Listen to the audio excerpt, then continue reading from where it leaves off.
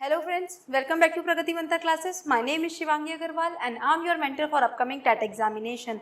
So students, जैसा कि हम लोगों ने प्रीवियस अपनी लेक्चर सीरीज शुरू करी हुई थी ईवीएस की, उसी तरीके से उसके पैरेलल में हम एक और सीरीज शुरू करने जा रहे हैं मैथ्स के लिए। तो ये जो हमारी मैथ्स की सीरीज़ होगी, जैसा कि हम जानते हैं पेपर 1 में तो ये कंपलसरी है ही है, लेकिन पेपर 2 में जो मैथ साइंस वाला ग्रुप होता है उसके लिए उसमें पेपर ये क्वेश्चंस आते हैं। तो अगर हम पेपर 1 की बात करें या फिर पेपर 2 की बात करें तो दोनों में ही 30-30 मार्क्स के आते हैं। तो पेपर 1 में भी आती है 30 नंबर की, कंपलसरी है, लेकिन पेपर 2 में ऑप्शनल है। जो मैथ साइंस वाले बच्चे हैं उन्हीं के लिए मैथ्स देखी जाती है। तो अभी आज हम क्या करेंगे, जैसे हम लोगों ने ईवीएस की सीरीज़ में किया था कि हम पहले पूरा का पूरा एक बार सिलेबस डिस्कस करेंगे, पेपर 1 वालों के लिए भी और पेपर 2 वालों के लिए भी। और फिर से जो हमारी लेक्चर सीरीज़ होगी दोनों लैंग्वेजेस में रहेगी। वैसे तो मैथ्स में इतना कोई फ़र्क नहीं पड़ता, बट कभी कभी आपको क्वेश्चन की लैंग्वेज में दिक्कत आ सकती है, तो वो हम दोनों लैंग्वेजेस के लिए लेते हुए चलेंगे। क्योंकि देखो सिलेबस अब हमें डिस्कस करना इसलिए भी ज़रूरी हो जाता है स्टूडेंट्स, क्योंकि देखो किसी भी एग्ज़ाम को क्रैक करने के लिए ना सबसे पहले ज़रूरी है कि उस एग्ज़ाम के बारे में पढ़ना, कि वो एग्ज़ाम आखिर हमसे क्या चाहता है, क्या हमसे पूछना चाहता है, कौन सी नॉलेज हमारी चेक करना चाहता है। तो उसके लिए ज़रूरी है कि हम पहले अपने सिलेबस को पढ़ें। इसीलिए सबसे पहले मैं आपको सिलेबस का डिस्कशन करवाना चाहती हूँ। ओके, तो आइए शुरू करते हैं। तो सिलेबस जैसा कि आपकी स्क्रीन पर है, आप देखिए और एक एक करके हम डिस्कस करते हैं। तो सबसे पहले हम देखते हैं पेपर 1 वाला सिलेबस, उसको डिस्कस करते हैं कि आखिर उसमें क्या क्या टॉपिक्स दिए हुए हैं और उन टॉपिक्स में हमें क्या क्या चीज़ें पढ़नी हैं। जैसे कि आपने देखा होगा आपको मेंसुरेशन दे दिया जाता है, यानी कि जिसमें हम पढ़ते हैं किसके बारे में, रेक्टेंगल, स्क्वायर, क्यूबॉइड, घनाभ घन, इन सब के बारे में पढ़ते हैं। तो अब हमें ये भी देखना है कि जो फर्स्ट पेपर वाले हैं स्टूडेंट्स, जनरली उनकी में 2D मेंसुरेशन ही पूछी जाती है जो अभी तक क्वेश्चंस आए हुए हैं, लेकिन हम हल्का फुल्का 3D को भी टच करते हुए चलेंगे, क्योंकि बाई चांस अगर आपके लिए क्वेश्चन आ जाता है तो वो छूटना नहीं चाहिए। तो वही सब चीज़ें मैं आपको आज यहाँ पे बताने वाली हूँ कि आपको क्या क्या पढ़ना है।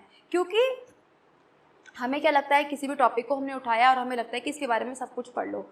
किसी भी एग्ज़ाम को अगर आपको क्रैक करना है एक ही बार में, तो आपको ये भी पता होना चाहिए कि एग्ज़ाम में पढ़ने के साथ साथ आपको क्या क्या नहीं भी पढ़ना है, वो भी आपको पता होना चाहिए। तो आज इस सिलेबस के वीडियो लेक्चर से आपको वो सब चीज़ें क्लियर हो जाएंगी। तो जैसे कि हम लोगों का पहला टॉपिक आपको दिया हुआ है, उसमें बताया गया है किसके बारे में, संख्याओं के बारे में। संख्याओं का जोड़, घटाना, गुणा और भाग। देखिए अब इसका मतलब क्या है, आपको नंबर्स के बारे में सब कुछ पता होना चाहिए। नंबर्स मतलब कि हमारे होल नंबर्स कौन से होते हैं, नेचुरल नंबर कौन से होते हैं, इंटीजर्स क्या होते हैं, रियल नंबर, इन सब के बारे में पता होना चाहिए। और जो उनके होते हैं ऑपरेशंस में होता है कि वो आपको प्लस माइनस करने के लिए देगा, डिवाइड करने के लिए देगा। एक ही आपको क्वेश्चन में क्या होगा, बोर्ड मास अप्लाई करने के लिए देगा। वो सब चीज़ें आपको यहाँ पे पता होनी चाहिए। नेक्स्ट आता है हमारे पास एलसीएम और एचसीएफ। अब देखिए ये जो एक एलसीएम एचसीएफ है, यानी कि क्या है, लघुत्तम और हमारा महत्तम समापवर्तक। इसमें क्या होगा स्टूडेंट्स कि एक तो आपने पढ़ा होगा अभी तक एलसीएम एचसीएफ, जो अभी तक आप नॉर्मली पढ़ते हुए आ रहे हैं, है ना। तो अभी इसके बाद क्या होगा, हम क्या देखेंगे अपनी सीरीज़ में कि हम एलसीएम और एचसीएफ की एप्लीकेशंस भी देखेंगे। ठीक है, कि उन जो हमने एलसीएम और एचसीएफ निकालना सीखा है उसको किस तरीके से हम डेली लाइफ में अप्लाई करते हैं, और जो कॉम्पिटिटिव बेस्ड क्वेश्चन आजकल आने लगे हैं एलसीएम एचसीएफ पे बेस्ड, उनको भी देखेंगे। अब देखो एलसीएम एचसीएफ अभी तक आपने क्या पढ़ा है, खाली नंबर्स पे पढ़ा है, लेकिन अब आप किस तरीके से भी पढ़ोगे, जैसे कि मान लीजिए ये जो हमारे क्या होती हैं, बीजगणित होती हैं, इसमें भी वो आपको एलसीएम इन्वॉल्व करवा देगा। तो हम इन नंबर्स के लिए भी सीखेंगे कि एलसीएम एचसीएफ हम किस तरीके से निकालेंगे। तो स्टूडेंट्स नेक्स्ट टॉपिक आता है हमारे पास फ्रैक्शंस का। उसमें हमें समझना है कि आखिर ये जो फ्रैक्शंस होते हैं ये क्या होते हैं। दूसरा हम इसमें समझेंगे इनके ऑपरेशंस, कि हम फ्रैक्शन में किस तरीके से एडिशन कर सकते हैं, सब्ट्रैक्शन कर सकते हैं, मल्टीप्लाई, डिवाइड, इन सब चीज़ों को सीखेंगे। अगर ये कुछ कुछ हमारा नंबर्स की तरह है, अगर आप नंबर्स को काफ़ी अच्छी तरीके से ऑपरेशंस यहाँ पे सीख लेते हो, बोर्ड मास यहाँ पे लगाना सीख जाते हो, तो आप फ्रैक्शंस में भी काफ़ी हद तक चीज़ें सीख जाओगे। तो इसीलिए ये जो देखो आपको सिलेबस में दिया हुआ है ना, ये इसी तरीके से डिज़ाइन करा हुआ है कि आपको ईजी चीज़ों से लेके हार्ड चीज़ों तक लेकर जा रहा है, कॉम्प्लेक्स चीज़ों तक लेके जा रहा है। जैसे कि हम बीएड में देखते भी हैं, हमें यही चीज़ सिखाई जाती है बार बार बच्चों को सिखाने के लिए भी, कि हमें हमेशा ईजी से लेके कॉम्प्लेक्स की तरफ चीज़ों को चलना होता है। इसीलिए जनरली आपने देखा होगा 6, 7, 8 क्लास की जब आप बुक्स उठाते होंगे कि आपको सबसे पहले नंबर्स का ही टॉपिक हर क्लास में पढ़ाया जाता है, इसीलिए ताकि आपको पीछे का रिवीजन भी हो जाए और कि आपको चीज़ें ईजी भी लगे और आप आगे से और पीछे से दोनों तरीके से उसको चीज़ों को कनेक्ट कर पाए। ठीक है, तो अब हम चलते हैं अपने 4th टॉपिक पर। तो 4th टॉपिक हमसे कहता है दशमलव। दशमलव का मतलब होता है डेसिमल, और फिर से डेसिमल में आपको फिर से वही प्लस माइनस मल्टीप्लाई डिवाइड यही सब आपको यहाँ पे भी सीखनी है। तो बस आपको एक बार बोर्ड मास का फॉर्मूला सीख लेना है। कुछ चीज़ें ज़रूर चेंज होंगी कि जैसे इसमें आपको एलसीएम लेना पड़ेगा, इसमें आपको पॉइंट हटा के या कभी कभी पॉइंट के साथ ही तो लाइक फ्रैक्शन बनाने पड़ेंगे, लाइक डेसिमल्स बनाने पड़ेंगे। उन चीज़ों को हम साथ साथ में सीखते चलेंगे जैसे जैसे हम अपने सिलेबस में प्रोसीड करते जाएंगे। नेक्स्ट आता है हमारे पास एक नियम यानी कि यूनिटरी मैथड। Unitary method. अब इस यूनिटरी मेथड में नाम से समझ में आ रहा है हमें, यूनिट का मतलब होता है एक, जैसे कि हिंदी में हमने दिया भी हुआ है एक नियम। तो इसमें हम क्या करेंगे स्टूडेंट्स, इसमें क्या, जैसे कि मान लो आपको 5 संतरों का मूल्य दिया हुआ होगा कि भाई 5 ऑरेंजेस हमारे 10 रुपये के हैं, तो आप हमें 25 के बता दो। तो ऐसे क्वेश्चन में हम क्या करते हैं, यूनिटरी मेथड अप्लाई करते हैं। यूनिटरी मेथड का मतलब होता है कि पहले हम किसी एक जो सामान है हमारे पास, जो कुछ भी सामान है उसका हम एक का वैल्यू निकालेंगे और उसके बाद जितना हमसे क्वेश्चन में पूछा गया है हम उसका वैल्यू निकालेंगे। इसी को हम बोलते हैं यूनिटरी मेथड यानी कि एक नियम। नेक्स्ट आता है हमारे पास प्रतिशत। अब देखो स्टूडेंट्स, प्रतिशत के बारे में, परसेंटेज के बारे में आप एक बात याद रखिए कि परसेंटेज ना अपने आप में कोई टॉपिक नहीं है, अपने आप में कोई एक तरह से हम कहें तो कोई भी हमारा विषय नहीं है। परसेंटेज तो क्या है, एक तरह से जितने भी हमारे पास टॉपिक्स होते हैं उनको सॉल्व करने का तरीका होता है। अब जैसे कि मैंने ये क्या बात बता दी आपको, ये मैंने ये बोला है कि जैसे आप प्रॉफिट एंड लॉस करोगे यानी कि जब आप लाभ हानि करते हो तभी भी आपको देखने को मिलेगा प्रतिशत के बारे में, तभी भी तो प्रतिशत ही देखते हैं। तो प्रतिशत ना एक तरह से कोई टॉपिक नहीं होता, एक तरह से क्या होता है, ये सिर्फ क्वेश्चंस को सॉल्व करने का तरीका होता है। इस चीज़ का हम ध्यान रखेंगे तो इसके पूरे कॉन्सेप्ट को हम अच्छे से समझेंगे। और देखो कुछ चीज़ें हमारे पास ऐसी हैं जो फर्स्ट और सेकंड पेपर में आपको सेम दिखाई देंगी, बस थोड़ा बहुत आपके लेवल में डिफरेंस आ जाता है, तो वो चीज़ें हम एकदम साथ में ही करते हुए चलेंगे। ठीक है, तो अब हम चलते हैं आगे, और आगे हमें दिया हुआ है लाभ और हानि यानी कि लॉस या प्रॉफिट एंड लॉस जिसको हम बोल सकते हैं। इसमें हमें क्या करना है कि हमें कोई भी सामान दे देगा, कोई भी उसका क्या दे देगा, क्रिया मूल्य दे देगा, विक्रय मूल्य दे देगा। तो इन सब चीज़ों से हमें पहले क्वेश्चन में देखना है कि हमें उस सामान पर क्या लॉस हो रहा है या फिर प्रॉफिट हो रहा है, और उसके बाद वो हमसे उसकी परसेंटेज भी निकल पाता है। तो इसी तरीके से मैंने आपको बताया कि जो परसेंटेज है ना अपने आप में कोई टॉपिक नहीं है, ये सिर्फ हमारे क्वेश्चंस को एक सॉल्व करने का तरीका है। और ये बात अभी जब हम चैप्टर्स करेंगे अपने, आपको इजीली बहुत अच्छे से समझ में आ जाएगी कि मैंने ये चीज़ क्यों बोली थी। इसके बाद आता है हमारे पास साधारण ब्याज यानी कि सिंपल इंटरेस्ट। अब देखिए यहीं पे थोड़ा सा डिफरेंस आ जाता है। अगर हम सेकंड पेपर की बात करेंगे तो सेकंड पेपर में ना यहीं पे स्टूडेंट्स आपके पास कंपाउंड इंटरेस्ट यानी कि चक्रवर्ती ब्याज ऐड हो जाएगा, ठीक है, इसी कंटेंट में। लेकिन अगर आप फर्स्ट पेपर की बात करते हैं तो वहाँ पे केवल और केवल आपके साधारण ब्याज से ही क्वेश्चन पूछे जाते हैं, यानी कि जो हमारा एक सिंपल सा फॉर्मूला होता है I = P × R × T। लगभग हमारे 80% क्वेश्चन जो आपके सीटेट या यूपी टेट में किसी भी टेट में आते हैं वो जनरली इसी फॉर्मूले पे बेस्ड होते हैं डायरेक्टली, और इसी से सॉल्व हो जाते हैं। लेकिन अगर हम सेकंड पेपर की बात करते हैं तो सेकंड पेपर में क्या होता है कि आपको चीज़ें सारी लिंक करनी होती हैं। तो इसके बाद 9th टॉपिक आता है स्टूडेंट्स हमारे पास ज्यामिति यानी कि ज्योमेट्री। अब ज्योमेट्री में आपको स्पष्ट यहाँ पे दिया हुआ है कि आपको क्या क्या चीज़ें देखनी है। आपको केवल देखना है कोण, ठीक है, और त्रिभुज और वृत्त। कोण का मतलब जितने भी एंगल्स होते हैं हमारे, एंगल्स कौन कौन से, जैसे कि हमारे होते हैं कॉम्प्लीमेंट्री एंगल्स, और हमारे होते हैं एक्यूट एंगल, ऑब्ट्यूज एंगल, समकोण, ठीक है, स्ट्रेट लाइन, वो सब चीज़ें आपको देखनी है। और दूसरा आपको देखना है यहाँ पे ट्रायंगल्स के बारे में यानी कि त्रिभुज के बारे में। अब जैसे कि हमने अपने त्रिभुज को भी डिवाइड करा हुआ है एंगल्स के बेसिस पे, और हमने किसके बेसिस पे करा हुआ है, उनकी साइड्स के बेसिस पे। तो एंगल्स के बेसिस पे अगर हम देखते हैं तो 3 तरह के मिलते हैं हमें, एक्यूट, ऑब्ट्यूज और राइट एंगल। और ऐसे ही अगर हम साइड्स के बेसिस पे देखें तो भी हमें 3 तरह के मिलते हैं। वो हमें कौन कौन से, एक तो हमें मिलता है इक्विलेटरल, फिर हमें मिलता है आइसोसीलस और हमें मिलता है स्केलेन ट्रायंगल। तो इन तीनों चीज़ों के बारे में हम देखेंगे। और फिर हम क्या देखेंगे, नेक्स्ट टॉपिक जो आ जाता है हमारा, नेक्स्ट आ जाता है मनी। मनी में हमें जनरली क्या करना होगा, इसमें या तो वो हमसे यूनिट कन्वर्ट करवा लेगा, ठीक है, जनरली तो हमसे यही होता है, और क्या होता है कि डेसिमल हमसे लगवाता है। तो ये सारे के सारे टॉपिक ना, अब ऐसा नहीं है कि खाली वो क्वेश्चन आपसे HCF LCM से पूछेगा, ऐसा भी नहीं कि खाली वो डेसिमल से पूछेगा, अब वो डेसिमल को ना मनी में भी यूज़ करके दे सकता है आपको। तो इसीलिए सारी चीज़ें आपको लिंकअप करके चलना है। और इन लिंकअप करने का अच्छा तरीका ये रहेगा कि जैसे ही हम किसी एक टॉपिक को कंप्लीट कर लेंगे, उससे रिलेटेड हम करेंगे उसके क्वेश्चंस। फिर जब हम अपना नेक्स्ट टॉपिक कंप्लीट कर लेंगे तो हम पहले वाले के और नेक्स्ट वाले के दोनों के क्वेश्चंस प्रैक्टिस करेंगे, ताकि आपको नई नॉलेज के साथ ऐसा ना हो कि आगे तो हम बढ़ते जा रहे हैं और पीछे का भूलते जा रहे हैं, तो उससे तो कोई बेनिफिट नहीं होगा। इसीलिए हम पीछे का भी और जो साथ में हमारा प्रेजेंट में टॉपिक चल रहा होगा उससे रिलेटेड क्वेश्चंस हम डेली के डेली अपना करा करेंगे कंटेंट समझने के बाद। अब जो नेक्स्ट टॉपिक हमें दिया हुआ है 11th टॉपिक, वो दिया हुआ है मेजरमेंट, मापन।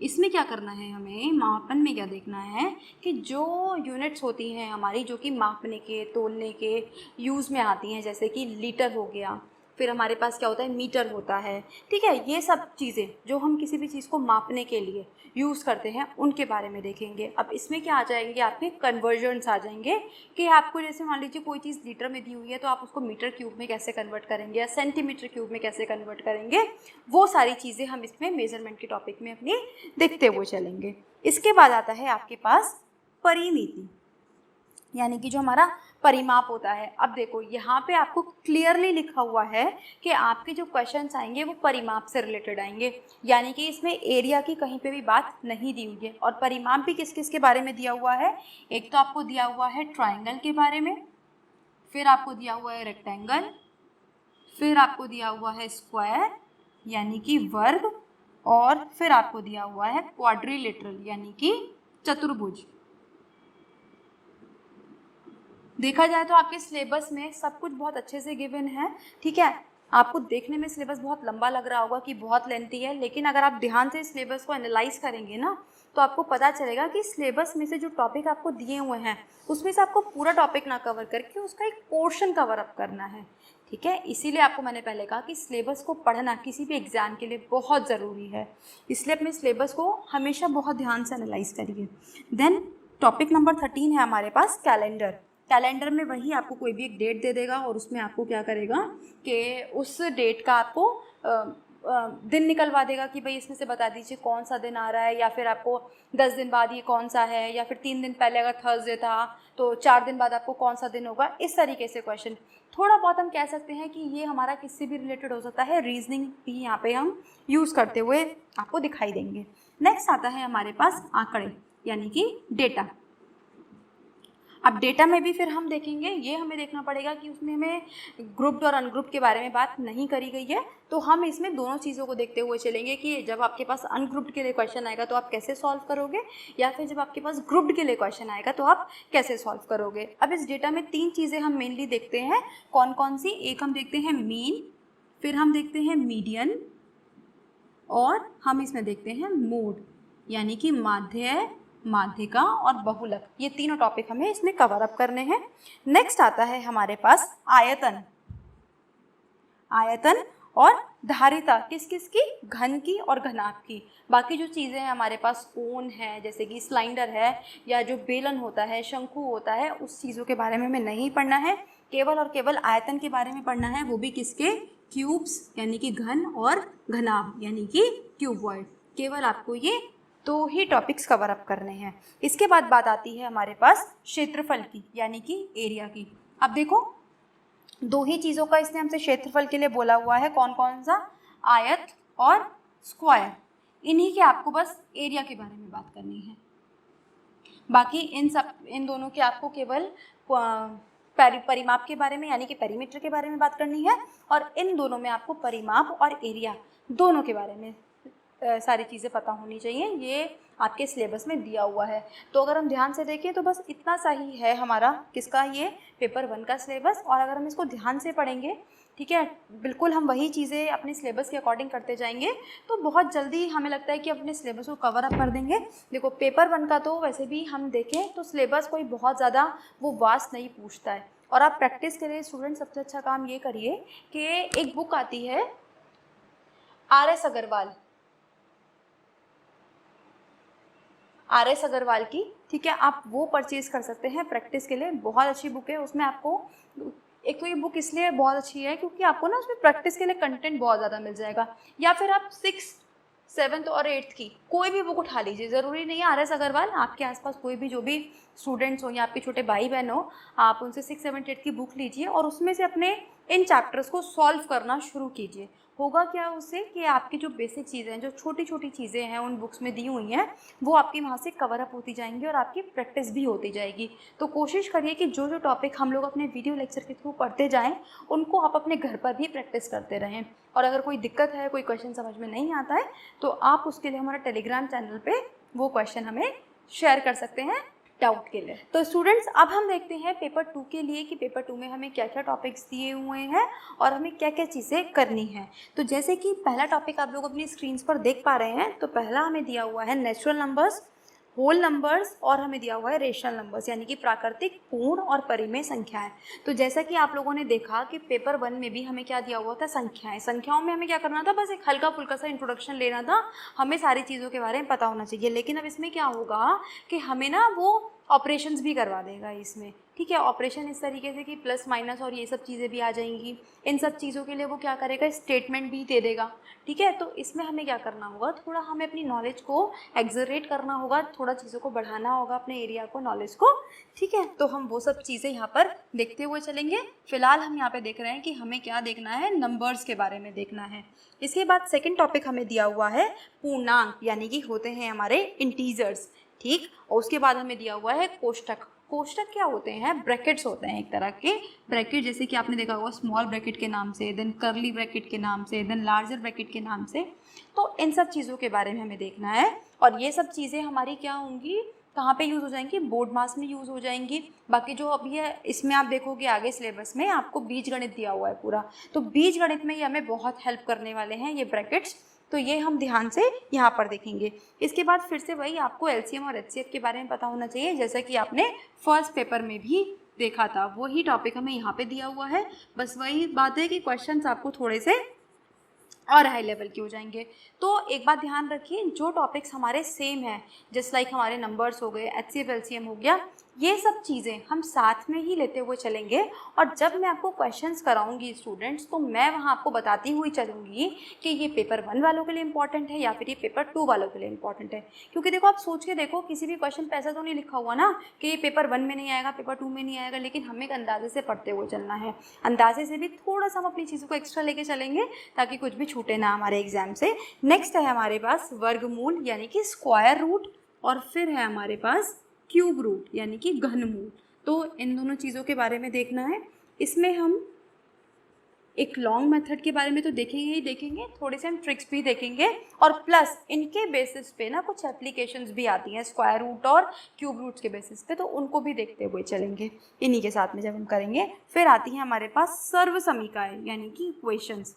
इक्वेशंस क्या होती हैं कि जिसमें बीच में हमें इक्वल का साइन दिया हुआ हो, इधर भी हमारे पास कुछ हो, इधर भी कुछ हो, और हमें उन्हें सॉल्व करके एक तरफ लेके आना होता है। और क्या होता है जनरल इक्वेशंस में, हमें कोई भी एक वेरिएबल यानी कि हमें एक चर राशि वो दे देगा और उसको हमसे सॉल्व करवाएगा, उसकी वैल्यू हमसे निकलवाएगा। तो यही होती है हमारी सर्व समीकरण, इनके बारे में हम देखेंगे।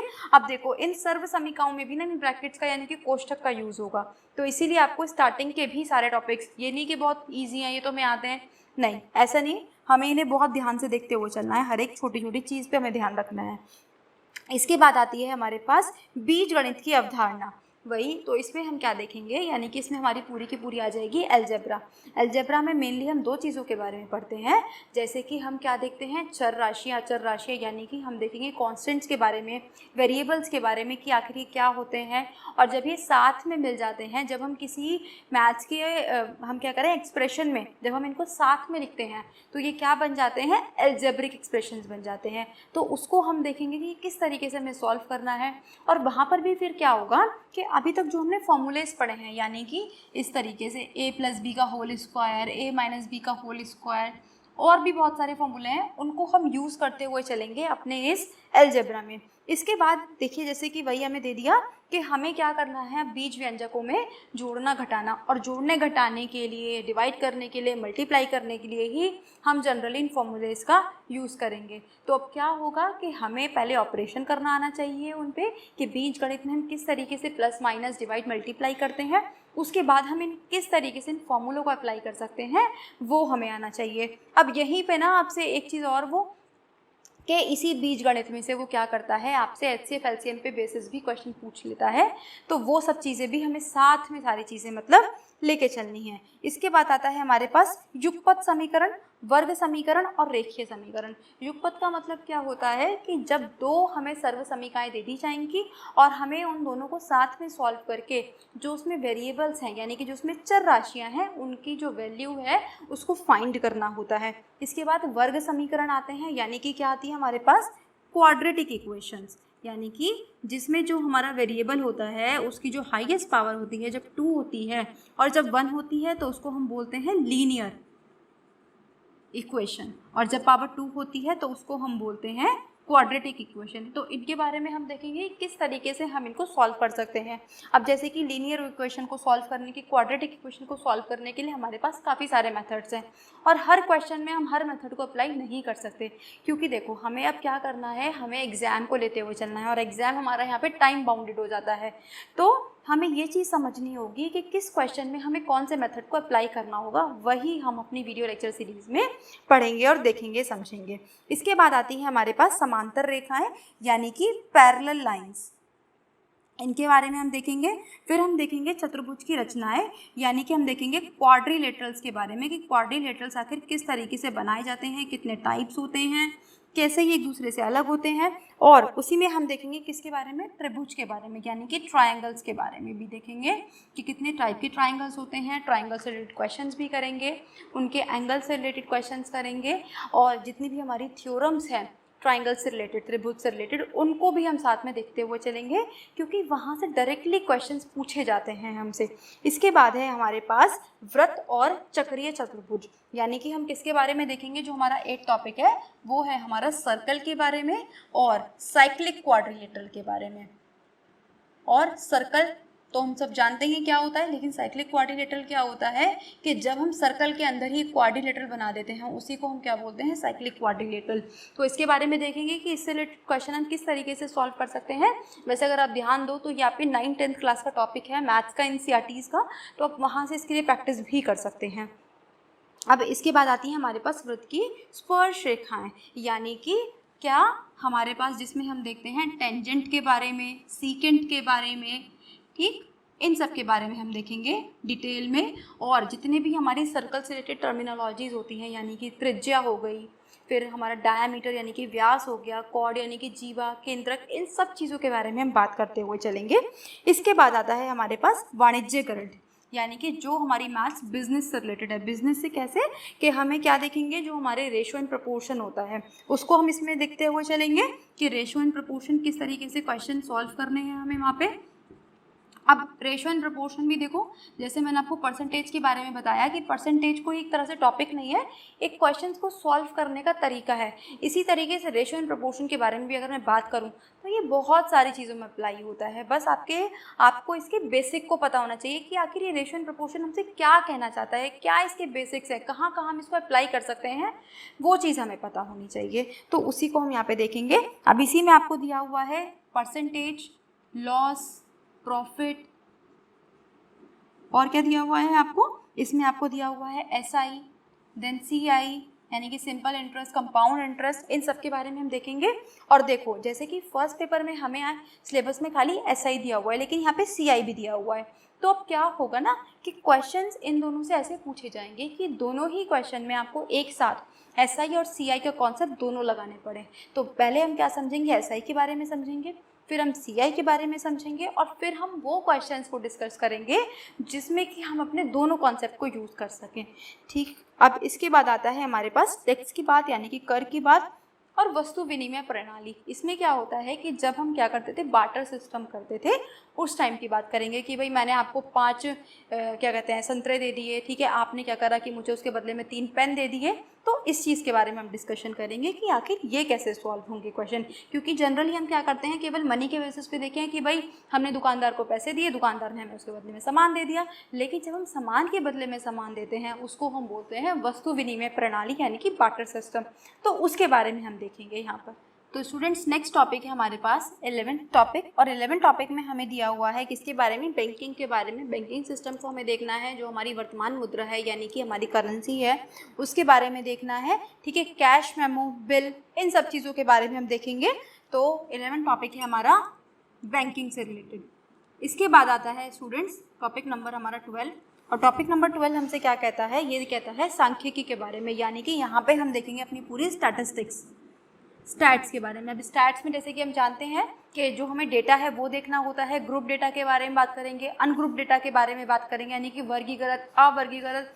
फिर जो हमारी 3 केंद्रीय प्रवृत्ति के माध्य होते हैं, यानी कि जो हमारे सेंट्रल टेंडेंसी की वैल्यूज़ होती हैं 3, मीन, मीडियन और मोड, उनके बारे में हम देखेंगे। इनके बीच के रिलेशन को देखेंगे, क्योंकि डायरेक्ट बहुत सारे एग्जाम्स में और स्पेशली जो आपके टीचिंग एग्जाम्स हैं वहाँ से क्वेश्चन पूछा जाता है कि भाई जो तीनों एक ऐसा फॉर्मूला बताइए या वो रिलेशन बताइए जिसमें जो माध्य, माध्यिका और बहुलक है आपस में रिलेटेड है। और ये क्वेश्चन आपके अभी लास्ट ईयर जो आपके 17-18 के टेस्ट हुए थे उसमें भी पूछा गया है, और सबसे इजी टॉपिक ये रहता है समझने के लिए और सबसे ज़्यादा स्कोरिंग होता है। नेक्स्ट टॉपिक फिर से हमारे स्टेट से रिलेटेड है, जिसमें हमें पूछा गया है चार्ट के बारे में, यानी कि जो होते हैं हमारे पाई चार्ट्स होते हैं, जो हमारे दंड चार्ट होते हैं, यानी कि पाई चार्ट आपने देखा होगा इस तरीके के, है ना। तो हमसे इनके परसेंटेज निकलवाता है, वैल्यूज़ निकलवाता है। फिर आते हैं हमारे पास दंड आरेख, मतलब जो होते हैं हमारे बार ग्राफ, इनके बारे में हमसे पूछा जाता है, तो उसके बारे में हम देखेंगे। फिर हमसे हिस्टोग्राम के बारे में पूछा जाता है कि हिस्टोग्राम हम किस तरीके से बनाते हैं, या आपको कोई भी हिस्टोग्राम दे देगा, वहाँ से आपको वो क्वेश्चन सॉल्व करने के लिए बोलेगा, तो वो सब हम देखेंगे। इसके बाद आता है हमारे पास कार्तीय तल, यानी कि कार्टेशियन प्लेन। तो इसमें हम क्या बात करते हैं स्टूडेंट्स, इसमें हम बात करते हैं XY प्लेन की। जैसे कि मेरा ये बोर्ड क्या है, हमारा एक तरह का XY प्लेन है कि एक एक्सिस हमारे पास इस तरफ जा रही है और ये एक्सिस हमारे पास इस तरफ जा रही है, मतलब जिसमें हम बात करते हैं 2 डायमेंशनल चीज़ों की, जिसमें हम बात करते हैं 2D चीज़ों की, वो हम देखेंगे अपने कार्तीय तल में। यानी कि जब आपने देखा होगा जिसमें हम इस तरीके से चीज़ों को डिनोट करना शुरू कर देते हैं, एक होती है हमारी एक्स एक्सिस और एक होती है हमारी वाई एक्सिस, इनके बारे में हम देखेंगे। नेक्स्ट आता है हमारे पास 14 टॉपिक, मेंसुरेशन। अब देखो जैसे कि हमें फर्स्ट पेपर में तो दिया हुआ था कि आपको मेंसुरेशन में क्या क्या करना है, कि आपको केवल घन और घनाभ के बारे में देखना है, लेकिन यहाँ पे हमें ऐसा कुछ भी प्रिस्क्राइब नहीं करा गया है। तो यहाँ पे हम 2D मेंसुरेशन, 3D मेंसुरेशन, सब चीज़ें हमें देखनी होगी, यानी कि हमें घन, घनाभ, शंकु, बेलन, गोला, इन सब के बारे में हमें पढ़ना होगा। नेक्स्ट और लास्ट टॉपिक है हमारा घातांक, यानी कि जो कि है हमारा पावर्स एंड एक्सपोनेंट्स, उनके बारे में हमें देखना है। जैसे कि आपने देखा होगा इस तरीके से क्वेश्चन आपको दे दिया जाता है, ठीक है। ये तो मैंने एक छोटा सा एग्जांपल लिया है, इस तरीके के बड़े बड़े क्वेश्चंस, उसमें डिफरेंट ऑपरेशंस होंगे, यहीं पे आपका बोर्ड मास भी यूज़ हो जाएगा, वो सब चीज़ें हमें देखनी है। तो देखो अब ये तो बात रही हमारे किसकी, ये तो बात रही हमारे कंटेंट की, ठीक। अब इसके बाद कुछ क्वेश्चंस हमारे आते हैं स्टूडेंट्स पेडागॉजी से, यानी कि जो होते हैं हमारे अध्यापन संबंधी मुद्दे, तो उन सब चीज़ों के बारे में भी हम देखेंगे। और देखो पेडागॉजी की खास बात है कि अगर आप पेडागॉजी एक सब्जेक्ट के लिए कर लेते हो ना, तो आप काफ़ी सारी चीज़ों को उस पर लिंक कर पाते हो। थोड़ी सी मैं मानूंगी कि मैथ्स की पेडागॉजी बाकी सारे सब्जेक्ट से डिफरेंट होती है, लेकिन फिर भी कहीं ना कहीं स्टिल आपको मैथ्स की पेडागॉजी पढ़ने के बाद बहुत सारी चीज़ों का आइडिया हो जाएगा, क्योंकि बहुत सारी चीज़ें हमारी सेम है। जैसे कि जब आप लोगों ने, जिन भी स्टूडेंट्स ने बीएड या बीटीसी किया हुआ है, जो लोग हमारे चैनल से जुड़े हुए हैं, तो आपके यहाँ एक साइकोलॉजी नाम का सब्जेक्ट, आपके चाइल्ड पेडागॉजी आपको पढ़ाया जाता है। तो आप देखते हो कि उस चाइल्ड पेडागॉजी को ही यूज़ करते हुए हम सारे अपने सब्जेक्ट्स को पढ़ा पाते हैं। तो इसी तरीके से क्या होता है कि पेडागॉजी हमारी काफ़ी हद तक एक सब्जेक्ट की बाकी सारे सब्जेक्ट से भी रिलेटेड होती है, तो इसलिए हम उसको ध्यान से देखेंगे, सारे सब्जेक्ट सारे टॉपिक्स उसमें कवर करते हुए चलेंगे। और जिस तरीके से हमने आज एक वीडियो लेक्चर बनाया अपने सिलेबस को डिस्कस करने के लिए, ऐसे ही जब हम पेडागॉजी शुरू करेंगे तो उसमें भी हम पहले अपने सिलेबस को डिस्कस करेंगे। हम देखेंगे कि क्या क्या चीज़ें हमें पढ़नी है, स्पेसिफाई हैं जो हमारे एग्ज़ाम पॉइंट ऑफ व्यू से, और उसको फिर हम शुरू करेंगे। तो अब मैंने आपको पूरा सिलेबस डिस्कस कर दिया है। नेक्स्ट लेक्चर से हम लोग अपना कंटेंट शुरू करेंगे और पेपर 1 और पेपर 2 के सारे टॉपिक को कवर अप करेंगे। तो स्टूडेंट्स हमसे जुड़े रहिए, ठीक है। और अगर आपको ये वीडियो लेक्चर अच्छा लगा है, समझ में आई चीज़ें, टॉपिक के बारे में क्लियर हुआ, सिलेबस क्लियर हुआ, तो उसको लाइक करना ना भूलें। और आपके जितने भी फ्रेंड्स हैं जो भी टीचिंग एग्जाम्स के लिए प्रिपेयर कर रहे हैं, आप उनको हमारा लिंक शेयर कर सकते हैं वीडियो लेक्चर का, ताकि वो भी अपनी तैयारी को स्ट्रॉन्ग बना सके। और आप डिस्कशन के लिए आप हमारे टेलीग्राम चैनल से जुड़े रहिए, जिसका लिंक आपको डिस्क्रिप्शन बॉक्स में दिया हुआ है। तो मिलते हैं नेक्स्ट लेक्चर में, तब तक पढ़ते रहिए। All the very best.